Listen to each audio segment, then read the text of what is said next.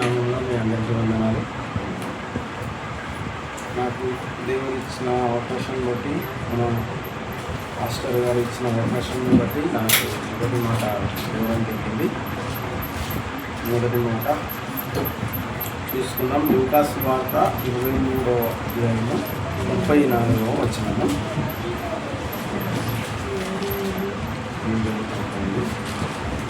యేసు, తండ్రి, వీరేం చేయుచున్నారో వీరెరుగను గనుక వీరిని క్షమించుమని చెప్పాను. యేసు ప్రభువు వారు పలికినటువంటి మొదటి మాట, తండ్రి, వీరేం చేయుచున్నారో వీరెరుగరు గనుక వీరిని క్షమించుమని చెప్పాను. ఇది మొదటి మాట. సిలువ వేసినప్పుడు యేసు ప్రభువు వారు సిలువలో ఉండి పలికినటువంటి మొట్టమొదటి మాట. అయితే యేసు ప్రభువు వారు ఎందుకు ఈ మాట పలికారనేది మనం చూసుకుందాము. అసలు పాపము ఎక్కడ స్టార్ట్ అయింది, అది ఎక్కడి వరకు వచ్చింది, దానికి అందరూ అర్హులేనా? ఆదాము పాపం చేసిండు, అది అందరికీ తెలుసు. ఆదాము పాపం చేసిండు. ఆదాము చేసిన పాపముకు ఆదాముకు శిక్ష పడిందా లేదా? పడింది. ఇది కూడా మనకందరికీ తెలుసు. చూద్దాము. ఆదికాండము 3వ అధ్యాయము 4వ వచనం నుండి 7వ వచనం వరకు వెళ్ళడానికి చర్చించాము.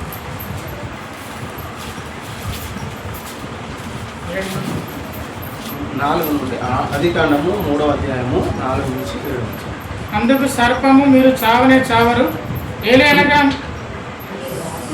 మీరు వాటిని తినమున మీ కన్నులు తెరవబడుననియు, మీరు మంచి చెడ్డలను ఎరిగిన వారే దేవతల వలె ఉందురనియు దేవునికి తెలియనని స్త్రీతో చెప్పగా, స్త్రీ ఆ వృక్షము ఆహారమునకు మంచిదియు కనులకు అందమైనదియు వివేకమునిచ్చు రమ్యమైనదియు ఉండుట చూచినప్పుడు ఆమె దాని ఫలములలో కొన్ని తీసుకొని తిని తనతో పాటు తన భర్తకును ఇచ్చెను, అతడు కూడా తినను.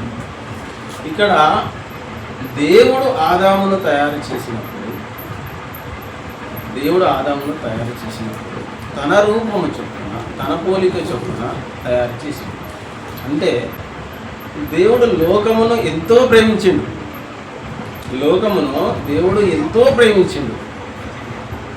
ప్రేమించినప్పుడు భూమిని తయారు చేసినప్పుడు ప్రతీది ఏది తయారు చేసినా సరే, వృక్షములు తయారు చేసినా సరే, జంతువులు తయారు చేసినా సరే, ఆకాశమును తయారు చేసినా సరే, నక్షత్రములు తయారు చేసినా సరే, సూర్యుని తయారు చేసినా సరే, చంద్రుని చేసినా సరే, సమస్తమును దేవుడు ఎవరి కోసం తయారు చేసిండు? మొట్టమొదటిగా ఆదాము కోసమే తయారు చేసిండు. ప్రభువు భూమిని తయారు చేసి ఇది మంచిది అని చూసిండు. అలాగే 6 దినములలో ప్రభువు ఏది తయారు చేసినా అన్ని మంచిదా కాదా అని చూసిండు. ఎవరికి మంచిది కాదా అని చూసిండు? నరులకు మంచిది కాదా అని చూసిండు. అంటే దేవుడు, ఇప్పుడు నేను ఒక వస్తువు తయారు చేసుకున్నా అనుకోండి, అది నాకు మంచిదా కాదా అని చూస్తాను నేను, అంతే కదా. ఒక బైక్ కొనుక్కున్నాం అనుకో, ఇది నాకు మంచి అంటే నాకు సెట్ అవుతుందా కాదా, నా హైట్కి కానీ, లేకపోతే పర్సనాలిటీకి కానీ, లేకపోతే మైలేజ్ పరంగా మైలేజ్ ఎంత ఇస్తుంది, నాకు అనుకూలంగా ఉందా లేదా, అంటే నాకున్న డబ్బుల్లో ఇది వస్తుందా రాదా అని ప్రతీదీ నా కోసం నేను ఆలోచిస్తా. అలాగే దేవుడు తన కోసం తాను ఆలోచించలే. దేవుడు ఎవరి కోసం ఆలోచించిండు? అప్పటికి ఎవరు లేరు, ఒక ఆదాము కూడా లేడు అప్పటికి. అంటే ప్రతీదీ దేవుడు ఆదాము కోసం తయారు చేసిండు అనుకుందాం కొద్దిసేపు. నరుల కోసము, నరులలో మొదటివాడు ఆదాము కనుక దేవుడు ఆదాము కోసం తయారు చేసిండు అనుకుందాం. సమస్తమును తయారు చేసి ఆదాముకు అప్పచెప్పినప్పుడు ఇప్పుడు అధికారి ఎవరు? దేవుని తర్వాత అధికారి ఎవరు? ఆదాము దగ్గర అన్నీ ఉన్నాయి, సమస్తం ఉన్నాయి. మంచి చెట్లు ఉన్నాయి, కళ్ళు ఉన్నాయి, జంతువులు ఉన్నాయి, సమస్తం ఉన్నది. ఒక తోట, అందమైన తోట ఉన్నది. తోటలో యజమాని ఆదామే. అప్పచెప్పిన అధికారి కదా. అప్పచెప్పిండు. కాబట్టి అధికారి ఆదాము. ఆదాము ఒంటరిగా ఉండద్దు అని అవ్వను తయారు చేసింది. అవ్వ ఆదాముకు తోడుగా ఉన్నది. దేవుడు ఇద్దరు నచ్చుతాడు, సాయంత్రం కలుస్తాను పోతాడు, ఇది అందరికీ మనకు తెలిసిన విషయమే. అంతా బాగానే ఉంది. కానీ దేవుడు ఎప్పుడైతే ఒక ఆజ్ఞ పెట్టిండో ఆ ఆజ్ఞ ద్వారానే వచ్చింది. దేవుడు చెప్పలేదా ఈ చెట్టు పొలములలో దీనిని తినద్దు అని చెప్పిండు. ఈ చెట్లు అన్నీ ఉన్నాయి, నీ ఇష్టం వచ్చింది తినరా నాయన, నీ ఇష్టం వచ్చినట్టు ఉండు, సంతోషంగా ఉండు, మీరిద్దరు ఉన్నారు, మంచిగా జీవించోరి, సాయంత్రం పొద్దున దేవుడు వస్తున్నాడు, మాట్లాడుతున్నాడు, పోతున్నాడు, అంతా బాగానే ఉంది. ఇప్పుడు సాతాను మాట ఎవరిన్నారు? అవ్వైనది. దేవుడు తన రూపం చొప్పున, తన పోలిక చొప్పున ఆదామును తయారు చేసి ఆదాముకు చెట్లు ఇచ్చిండు, ఫలములు ఇచ్చిండు, పనులు ఇచ్చిండు, లోకములు ఇచ్చిండు. చెప్పాలంటే లోకమున మొత్తం అప్పచెప్పిండు. నాయన ఇప్పటి వరకు ఎవరు లేరు, దీనికి అధికారి నువ్వే. అధికారం అంతా ఇచ్చినప్పుడు ఆ అధికారము దేవుని దగ్గర కాపాడుకోలేకపోయిండు. ఇప్పుడు సర్పము వచ్చి తినొచ్చు అని చెప్పింది. ఇప్పుడు అవ్వ ఎవరికి లోబడాలి? దేవునికి లోబడాలి. లేదు, రెండోసారికి ఎవరికి లోబడాలి? ఆదాముకు లోబడాలి. కానీ ఎవరికి లోబడింది? పాముకు లోబడింది. ఎందుకు అంటే ఆ ఫలము చూడడానికి ఎట్లున్నది? కనులకు ఇంపైనదిగా, అంటే అందంగా ఉన్నది. రమ్యమైనది అంటే అందమైనది. టేస్ట్ కూడా ఉండవచ్చు, రుచికరంగా కూడా ఉండొచ్చు, అంటే తిన్న తర్వాత తెలుస్తుంది. చూడడానికి అందంగా ఉన్నది, చెప్పడానికి పక్కన సర్పం ఉన్నది. అంటే ఆ పండు అంతకుముందు అందంగా ఎప్పుడు లేదా? ఫస్ట్ నుంచి అది అందంగానే ఉన్నది, ఫస్ట్ నుంచి అది రమ్యంగానే ఉన్నది. దేవుడు అద్రా అని చెప్పినప్పుడు కూడా అది అందంగానే ఉన్నది. కానీ పక్కన ఒకరు వచ్చి చెప్పేంత వరకు అది అందంగా ఉన్నదని అవ్వకు తెలియాలి. అంటే ఇక్కడ ఏం జరుగుతుంది? నీకు పక్క పండుగల మాటలు విన్నావు అనుకో, నీ జీవితం అని నువ్వు ఆలోచించాలి. అది చెప్పింది మంచిదా కాదా? మరి దేవుడు చెప్పినప్పుడు అయితే విన్నావు కదా, అది మంచిది కదా. మరి అందరు చెప్తారు, మంచి చెప్తారు, చెడు చెప్తారు. కానీ వాళ్ళు ఏది చెప్తున్నారు అనేది వినడము మన యోగ్యత, అంటే మన ఆలోచనకు, మన వ్యక్తిగతానికి సంబంధించింది. అయితే పాము చెప్పింది, సర్పం చెప్పింది, సరే సర్పం చెప్పింది, అవ్వ విన్నది.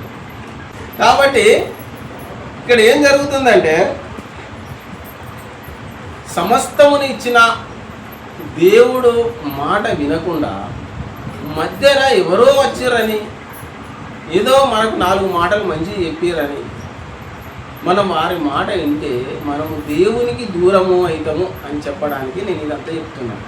దేవుడు ఇప్పుడు ఆదాము దేవునికి అధికారం ఇచ్చిండు, సరే అవ్వ తిన్నది. మరి అవ్వ ఫలముని ఇచ్చినప్పుడు ఆదాము వద్దన్నాడా? అన్నే. నువ్వు ఈ ఫలంని ఎందుకు తిన్నావు? తినద్దు కదా, దేవుడైతే చెప్పిండు కదా అని అన్నాడా? అనలే, తిన్నాడు. సరే తిన్న తర్వాత ఒప్పుకున్నాడా? ఒప్పుకోలే. అంటే ఒకరిపైన ఒకరు వేసుకున్నారు. మళ్ళీ రిఫరెన్స్లు తిస్తే లేట్ అవుతుంది. కాబట్టి ఇక్కడ ఏం జరుగుతుంది? పాపము ఆదాము చేసిండు, శిక్ష ఎక్కడి దాకా వచ్చింది? యేసు ప్రభు దాకా వచ్చింది. అంటే దేవుడు తన చేత తాను సృజించినటువంటి నరుడు చేసిన పాపమునకు శిక్ష దేవునికి. ఎందుకంటే సొంత చేతులతో చేసుకున్నాడుగా పాపం. ఎంతో అపురూపంగా చిన్నప్పుడు మనం మట్టితోటి బొమ్మలు చేసుకుని ఆడుకోవడానికి, మరి ఎప్పటికీ చేస్తుంది, అప్పుడప్పుడు వస్తువులు వేస్తుంది, మట్టి పాత్రలు వండుకోవడానికి, అవి చిన్న చిన్నవి. అంటే చేయరాకపోయినా కానీ మనం ఎంతో అపురూపంగా చెప్తాం. దేవుడు ఏం చేసిండు? తన రూపం చొప్పున చేసుకున్నాడు, మానవుని ఎంతో ప్రేమించిండు. ఎంత ప్రేమించిండు అంటే తనను చూడాలనుకున్నాడు ఇతరులలో. అంటే తను ఒక మట్టిని తీసుకొని ఆ మట్టిలో బొమ్మని చేసి ఆ బొమ్మలో తనని చూడాలనుకున్నాడు. ఎందుకంటే తన పోలిక చొప్పున, అంటే తన ఎట్లున్నాడో యాజ్ ఇట్ ఈజ్ యాజ్, అంటే ఆల్మోస్ట్ అదే రకంగా కొంతవరకు వస్తాయి.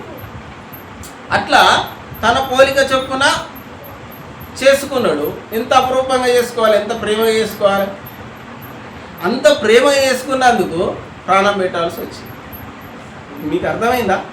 ఎంతైతే ప్రేమ చూపించిండో అంత అవిధేయులమైనందుకు మన కోసము ఆ ప్రేమ తిరిగి అదే ప్రేమతో సిలువలో ప్రాణం పెట్టవలసి వచ్చింది. అయితే ఇప్పుడు ఆదాము పాపం చేసిండు కదా, మరి ఆ పాపం మనకెందుకు వస్తుంది అన్నది కాన్సెప్ట్. ఆదాము పాపం చేసిండు, ఆదాము దానికి తగ్గ శిక్ష అనుభవించిండు, ఆడికి అయిపోవాలి. ఆదాము పాపం చేసిండు, పాపం చేసినందుకు దేవుడు శిక్షించిండు. నువ్వు మట్టితో తీయబడ్డవరా నాయన, నువ్వు మట్టిలో పని చేయాలి, నువ్వు వ్యవసాయం చేసుకోవాలి, దాని కష్టఫలం అనుభవించాలి, నువ్వు పిల్లల్ని కనాలి, లోకాన్ని అంతా నిండాలి, లోకమంతా నిండాలి అని దేవుడు చెప్పిండు. అవ్వకు అలాగే, సర్పమునకు అలాగే శాపం ఇచ్చిండు దేవుడు. ఇక్కడితో అయిపోవాలి కదా. అంటే ఆ పాపము కయ్యూనులో కూడా వచ్చింది. ఆదాముతో అయిపోయినటువంటి పాపము అక్కడికి ఆగిపోలే, కయ్యూనుకు వచ్చింది. కయ్యూను నుంచి అంటే ఆదాము నుంచే అందరికి వచ్చింది. ఇక్కడ రోమా 5వ అధ్యాయము 12వ వచనం. ఇట్లుండగా ఒక మనుషుని ద్వారా పాపమును, పాపం ద్వారా మరణమును లోకములో ఎలాగ ప్రవేశించినో అలాగుననే మనుషులందరూ పాపం చేసినందున మరణం అందరికీ సంప్రాప్తమాయను. ఒక్క మనుషుడు పాపం చేసిండు, వారసత్వంగా. వారసత్వం అంటే తెలుసా? మా నాయన సంపాదించిన ఆస్తి నాకు వస్తుంది, నేను సంపాదించిన ఆస్తి లేదా మా నాయన సంపాదించిన ఆస్తి నాకు కొడుకు వస్తుంది, మళ్ళీ మా తాతలు ముత్తాతలు ఎవరైనా సంపాదించిన ఆస్తి మనకు వస్తుంది. అట్లనే ఇక్కడ ఆదాము చేసినటువంటి పాపము అందరికీ, లోకమంతటికి వచ్చేసింది. ఎవరు ఒప్పుకున్నా ఒప్పుకోకపోయినా ఎవరో చేసిండ్రు కదా పాపము, నేనెందుకు దానికి శిక్షణ వహించాలి. దీనికి ఒకటే ఏమైందంటే, యూట్యూబ్లో మెసేజ్ చూస్తూ ఉంటాం కదా, చూసినప్పుడు ఒక హిందూ సహోదరులు ఏమని అడిగారంటే, ఎవరో చేసిర్రు కదా పాపము, దానికోసం యేసుప్రభు మరణించిండు కదా, అప్పుడెప్పుడో మరణిస్తే ఇప్పటి వరకు మాకు ఇట్లా అది వస్తుంది అని. దానికి క్రైస్తవ సహోదరుడు చెప్పిన మాట ఒకటి భలే నచ్చింది నాకు. ఎప్పుడో తయారు చేసారు పారాసెటమాల్, కానీ ఏదన్నా క్యాన్సర్కు మందు కానీ మనం ఇప్పుడు పుట్టినాం, అప్పుడెప్పుడో తయారు చేసింది, ఇప్పుడు వేసుకునే పని చేయట్లేదా అని. అంటే దేవుడు ఎప్పుడో చనిపోయిండు, మాకు సంబంధం లేదు, లేకపోతే ఎప్పుడో పుట్టిండు, ఎవరి కోసం పుట్టిరు అనే వాళ్ళు చాలామంది ఉన్నారు. దేవుడు లోకము అంతటికీ తండ్రి, అది ఎవరు ఒప్పుకున్నా ఒప్పుకోకపోయినా దేవుడు లోకమును ఎంతో ప్రేమించిండు. అందుకే తన అద్వితీయ కుమారుణ్ణి లోకమునకు పంపించిండు. అది కూడా చూద్దాము. ఇప్పుడు దేవుడిని కొంతమంది ఏమంటారంటే, సిలువ వేసిరు, సిలువలో యేసుప్రభు వేసిండు, కనీసం సిలువలో దేవుడు సూచక్రియలు చేసి తప్పించుకోలేడా అనే వాదన కూడా ఉంది. దేవునికి యేసుప్రభువుకు ఎంత అధికారం ఉందో మనం ఇప్పుడు చూద్దాము.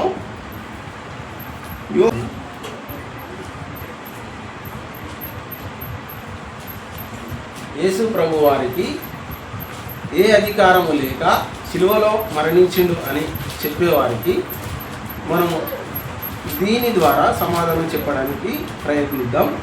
దేవునికి ఎంత అధికారం ఉందో తెలుసుకుందాం. ఫస్ట్ మనం కూడా తెలుసుకుందాం. ఈ మనకి వచ్చినటువంటి సందర్భాన్ని యోహాను రాసిన పత్రిక 1వ అధ్యాయం 3వ వచనం. యోహాను సువార్త 1వ అధ్యాయం 3వ వచనం. కలిగి ఉన్నది ఏది ఆయన లేకుండా కలగలేదు. ప్రపంచంలో ఏది కలిగినా ప్రతీది ఎవరు ఒప్పుకున్నా ఒప్పుకోకపోయినా ఆయన ద్వారానే కలిగింది. ఇంత అధికారం ఉన్నా సరే దేవుడు మన కోసము మరణిస్తే దీన్ని మనం తృణీకరిస్తాం, హేళన చేస్తాం, అవమానిస్తాం. అంటే మనం కాదు, తెలియని వాళ్ళు, తెలిసిన వాళ్ళు. చెప్తా, దీనికి కూడా చెప్తా. యోహాను పత్రిక 14:21 నుండి 24 వరకు చదవండి. దేవుని యోహాను స్వార్త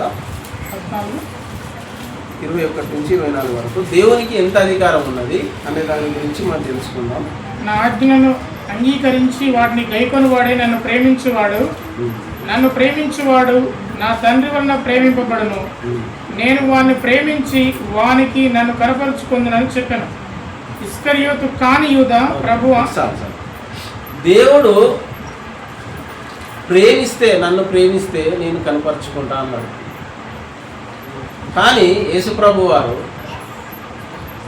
డైరెక్ట్గా తన ఒక దేవుడై ఉండి తన అధికారాన్ని, ఆధిక్యతను దేవుని పక్కన కూర్చుండి, కుడిపార్శ్వంలో కూర్చుండి, అది కూడా చూద్దాము. తండ్రి కుమారుని గురించి ఏ విధంగానే సాక్ష్యం ఇస్తున్నాడో చూద్దాము. కీర్తనలు 2:7. అక్కడ నేను వివరించుతాను. యెహోవా నాకిలాగూ సెలవిచ్చాను, నీవు నా కుమారుడవు, నేడు నిన్ను కనియున్నాను. నన్ను అడుగుము, జనములను నీకు స్వాస్థ్యముగాను. ఇంకొకటి యోహాను రాసిన పత్రిక 13:3.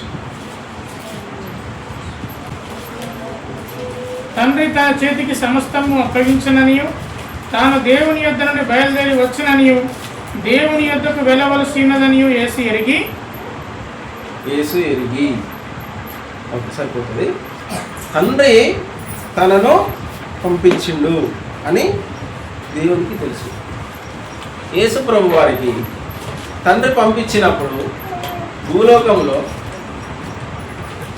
అద్భుతాలు చేయాలని తెలుసు, సూచక క్రియలు చేయాలని తెలుసు. సిలువలో తను ఏ విధమైన శ్రమను అనుభవిస్తున్నాడో యేసు ప్రభు వారికి తెలుసు. యేసు ప్రభువుల వారు ఊరికే ఏదో అనుకోకుండా జరిగింది కాదు. ఇది తండ్రి చిత్తమును ఎరిగి, తండ్రి చిత్తానుసారముగా తను పరలోకం నుంచి ఏ పని నిమిత్తం వచ్చిందో తెలుసు, ఎంత అధికారం ఉందో తెలుసు. యేసు ప్రభుల వారు మాట చెప్పగానే కుంటి వారికి కాళ్ళు వచ్చినాయి, గురుడి వారికి కళ్ళు వచ్చినాయి. చనిపోయిన లాజరు తిరిగి లేచిండు, అనేకులు ఇంకా కొంతమంది కూడా తిరిగి లేచిండు. ఆ అధికారము లోకమంతా చూసింది దాదాపు. అంటే యేసు ప్రభు వారితో ఉన్న వాళ్ళందరూ ఇప్పుడు మనం తెలుసుకుంటాము. తన శిష్యులు చూసిరు, మిగతా వాళ్ళందరూ చూసిరు. ఒక చనిపోయిన వారిని లేపడానికి కావలసిన అధికారము ఉన్న యేసు ప్రభు అయినా సరే మన కోసము మనల్ని ప్రేమించి ప్రాణం పెట్టడానికి సిద్ధపడి తండ్రి దగ్గర ఉన్న తన ఆధిక్యతను, తను ఎంతైతే వైభవంగా గొప్పగా ఉన్నాడో దాన్ని వదిలిపెట్టుకొని మన కోసం భూలోకం వచ్చిండు. యేసు ప్రభు వారికి ఏ అధికారం ఉందో మనం చూద్దాం. భూలోకంలో యేసు ప్రభువుకు ఉన్నటువంటి ఆధిక్యతను చూడడానికి మనం చూద్దాము. మార్క్స్ వార్త 16:19.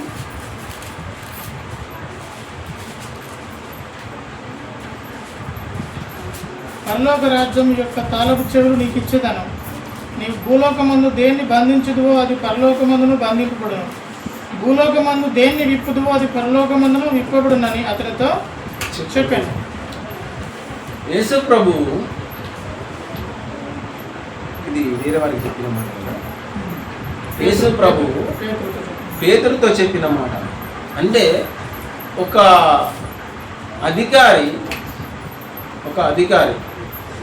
అధికారికి తన ఇంట్లో పనిచేసేవాడికి అనుకుందాం, మీకు అర్థమవడానికి నేను చెప్తున్నా.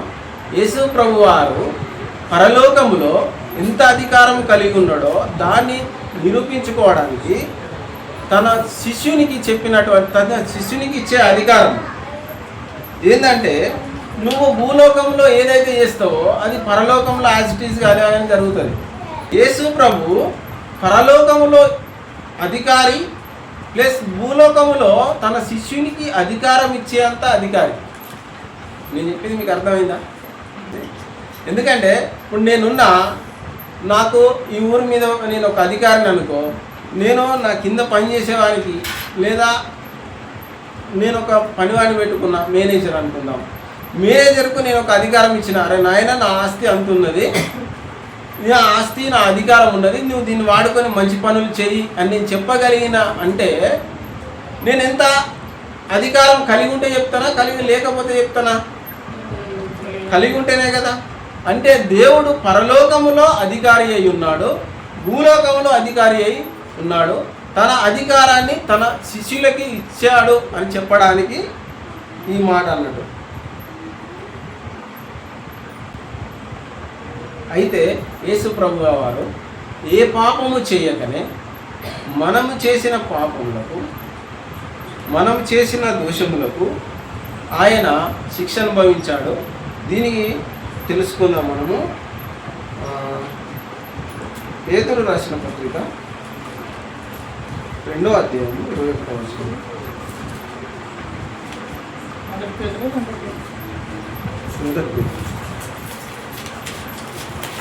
క్రీస్తు కూడా మీ కొరకు బాధపడి మీరు తన అడుగు జాడలందు నడుచుకున్నట్లు మీకు మాదిరి ఉంచిపోయాను. ఆయన పాపము చేయలేదు, ఆయన నోటను ఏ కపటమును కనబడలేదు. ఆయన దూషింపబడి బదులు దూషింపలేదు. ఆయన శ్రమ పట్టబడి బెదిరింపక న్యాయముగా తీర్పు తీర్చు దేవునికి తను తాను అప్పగించుతాను. క్రీస్తులో ఎటువంటి పాపము లేదు. పాపం చేసింది మనము, దానికి పాత్రలము మనము, దానికి శిక్షణ అనుభవించాల్సింది మనము. అయినను యేసు ప్రభువు వారు లోకమును ప్రేమించి తన చిత్తానుసారంగా తన శక్తిని, తన పరలోకంలో ఉన్న ఆధిక్యతను, తండ్రి కుడిపార్శ్వంలో ఉన్నటువంటి తన ఆసీనుడై ఉన్నటువంటి ఆధిక్యతను వదిలిపెట్టి భూలోకముకు వచ్చి ఎటువంటి పాపము చేయకే కేవలము మన మీద ఉన్న ప్రేమను బట్టి మన కోసము యేసు ప్రభుల వారు శిక్ష అనుభవించడం జరిగింది. అయితే యేసు ప్రభుల వారు ఎందుకు ఈ మాట అన్నాడు అంటే, తనను ఎరగని జనులు, రోమియోలకు రాసిన పత్రిక 5వ అధ్యాయం 18-19 చదవండి.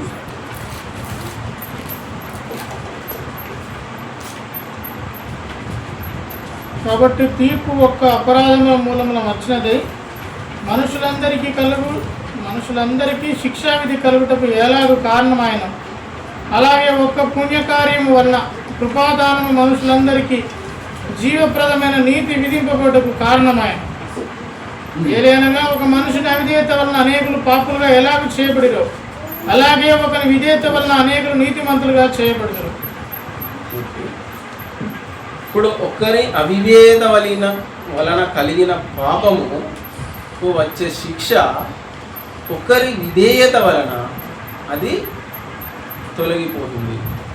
అంటే యేసు ప్రభుల వారు చేసినటువంటి ఈ క్రియ వలన, అంటే యేసు ప్రభుల వారు చేసినటువంటి శిలువలో మరణము వలన మనకు విమోచన కలిగింది. ఒకలే పాపం చేశారు, ఆదాము. దాని వలన మనందరికీ ఏ విధంగానైతే పాపము సంక్రమించిందో, అదేవిధంగా ఒక్కడై ఉన్న యేసు ప్రభువు చేసినటువంటి పుణ్యకార్యం వలన మన అందరి మీద ఉన్న ఆయనను కేవలం నమ్మడం వలన మాత్రమే, మన నీతి క్రియలను బట్టి కాదు, మనం చేసినటువంటి దాన ధర్మములను బట్టి కాదు, మనం చేసినటువంటి పుణ్యకార్యములను బట్టి కాదు, కేవలము ఆయన నమ్మడం వలన మనము నీతిమంతులుగా ఉంచబడ్డాము. అంటే మన పాపం నుంచి మనకు విముక్తి దొరికింది. కానీ ఈ ఆధిక్యతను మనము ఎంతవరకు కాపాడుకుంటున్నాము అనేది చూద్దాం. ఫిబ్రవరి 6వ అధ్యాయము 6వ వచనం.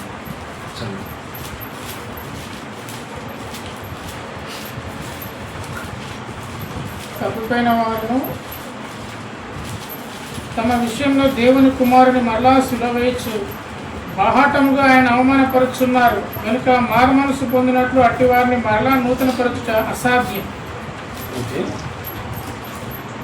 దేవుణ్ణి మనము నమ్ముకొని దేవుడు మనకు చేసిన మంచి కార్యములను దేవుడు మన కోసం మరణించిండు, తిరిగి లేచిండు, మన పాపమును పోగొట్టిండని మనం ఎరిగి మరలా పాపము చేసి మనము దేవుణ్ణి సిలువ వేయుచున్నాము, దేవుణ్ణి అవమానపరుచుతున్నాము, దేవుణ్ణి హేళన చేయుచున్నాము. కాబట్టి మనము ఇకనైనా పాపం చేయకుండా ఉండడానికి మనము ప్రయత్నించాలి. దేవుడు తన గొప్పతనాన్ని, తన ఆధిక్యతను, తన అధికారాన్ని సమస్తమును పక్కన పెట్టి మన కోసం మరణించి మనకు ఇంత సహాయం చేసిన దేవుణ్ణి ఆనాడు ఆదాము అవ్వ ఏ విధంగానైతే తనకిచ్చిన అధికారమును, తనకిచ్చిన ప్రేమను దుర్వినియోగం చేసినారో మనం కూడా మళ్ళీ అదే చేస్తున్నాం. అలా చేయకుండా ఉండాలి. మనం దేవుణ్ణి ఎరిగి నీతిమంతులుగా ఉండడానికి మనము ఖచ్చితముగా ప్రయత్నించాలి. నేనే మార్గమును, దేవుని మార్గములో మనము నడవాలి. యేసు ప్రభుల వారు చెప్పినటువంటి మార్గంలో మనం నడిచి దేవుని సంతోషపరిచే బిడ్డలంగా మనం ఉండాలని కోరుకుంటూ ఈ అవకాశం ఇచ్చినందుకు అనూప్ గారికి వందనాలు.